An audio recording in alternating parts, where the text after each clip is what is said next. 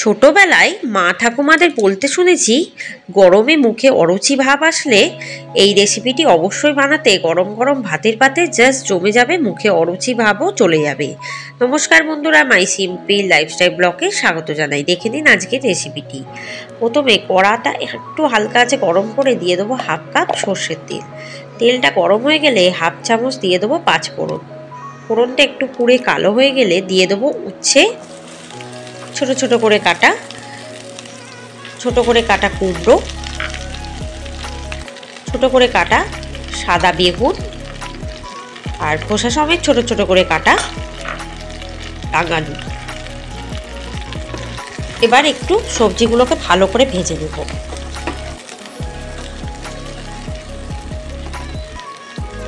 এরপর দিয়ে দেবো ছোট ছোট করে কাটা আলু কুচি।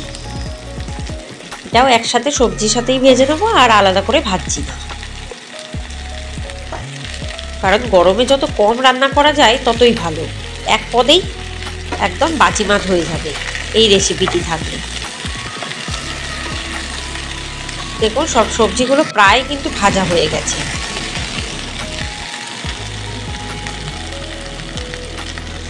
এরপর দিয়ে দেবো নুন পরিমাণ মতো, আর দিয়ে দেবো এক চামচ হলুদ গুঁড়ো, দিয়ে আবারও ভালোভাবে সবজিগুলো ভেজে দেবো। সবজিগুলো ভালো করে ভাজলে কিন্তু সবজিগুলো কাঁচা গন্ধও চলে যায়, খেতে আরও টেস্টি হয়।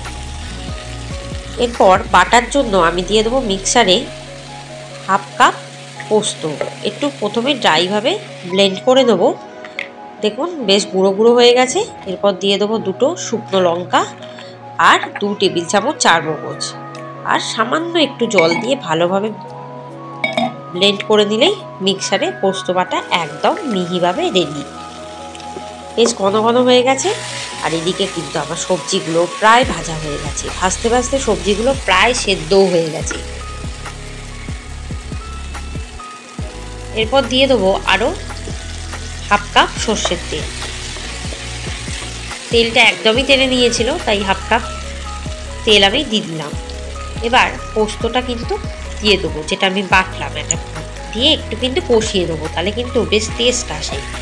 অনেকেই জানি নামানোর আগে পোস্ত দেন, তাহলে বলেন টেস্ট আসে, কিন্তু আমি বলছি একবার পোস্তটা এভাবে কষিয়ে দিন, তাহলে কিন্তু টেস্ট আরও অনেকখানি বাড়বে।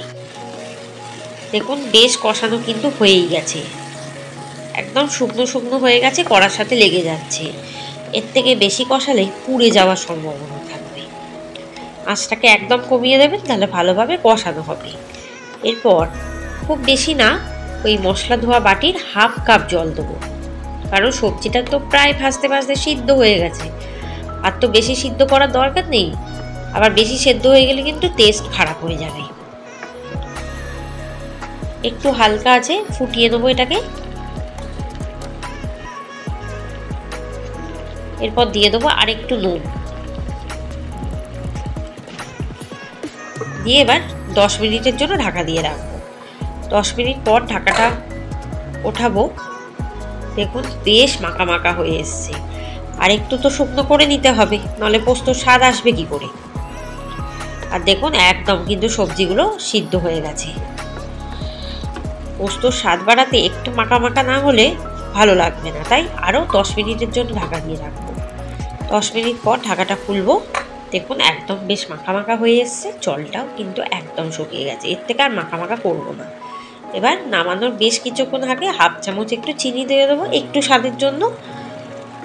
চিনিটা অপশনাল, দিতেও পারেন নাও দিতে পারেন। দেখুন একদম কিন্তু মাখা মাখা তৈরি পোস্ত। আশা করি রেসিপিটি ভালো লাগবে, একবার বানিয়ে খান। যাদের মুখে অরুচি, গরমকালে খেতে ইচ্ছা করে না, তারাও খাবে চেটে পুটে।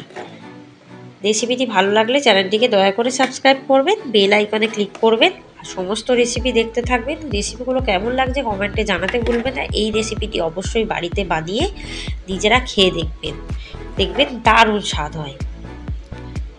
সবাই খাবে চেটে পুটে, ভাতে কাড়াকাড়ি লেগে যাবে। ধন্যবাদ।